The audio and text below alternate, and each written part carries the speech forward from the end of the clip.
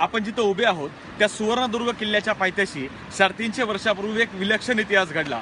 1660च्या दरम्यान हा किल्ला इथल्या किल्लेदारानं सिद्धीच्या ताब्यात द्यायची तयारी दर्शवली। सिद्धीनं किल्ल्यावर आक्रमण केलं आणि किल्लेदार आता सिद्धीला शरण जाणार ही बातमी या किल्ल्यावरच्या 18 वर्ष वयाच्या टेहळणी पुतकामधल्या एका तरण्याबांड पोराला समजली। त्या तरण्याबांड पोरानं आपल्या सगळ्या सहकार्यांना सोबत घेतलं, किल्लेदाराला कैद केलं आणि किल्ला लढवायला सुरुवात केली। शिवरायांना राजगडावर निरोप पाठवला की महाराज आम्हाला मदत करा, हा किल्ला आपल्या स्वराज्यात आला पाहिजे। आणि शिवरायांनी मदत पाठवली आणि या 18 वर्षाच्या पोरानं किल्ला झुंजत ठेवला आणि सिद्धीला नमवून परत पाठवलं। बातमी शिवरायांना समजली, शिवराय स्वतः किल्ल्यावर आले आणि या मुलाला शिवरायांनी त्या किल्ल्याची किल्लेदारी दिली आणि पुढे चालून हाच पोरगा आरमाराचा सरखेल म्हणजे सर्वोच्च सेनापती झाला। त्या पोराचं नाव होतं सरखेल कान्होजी आंग्रे आणि तो किल्ला, तो इतिहास ज्या पायथ्याशी घडला ती माती म्हणजे हीच सुवर्णदुर्गाची ऐतिहासिक माती। आणि या मातीमध्ये आलेत जागृती सोशल फाउंडेशनच्या माध्यमातून सन्माननीय राम फुगे, विश्वास काशीद, निलेश धावडे आणि मी प्राध्यापक यशवंत गोसावी। बोला छत्रपती शिवाजी महाराज।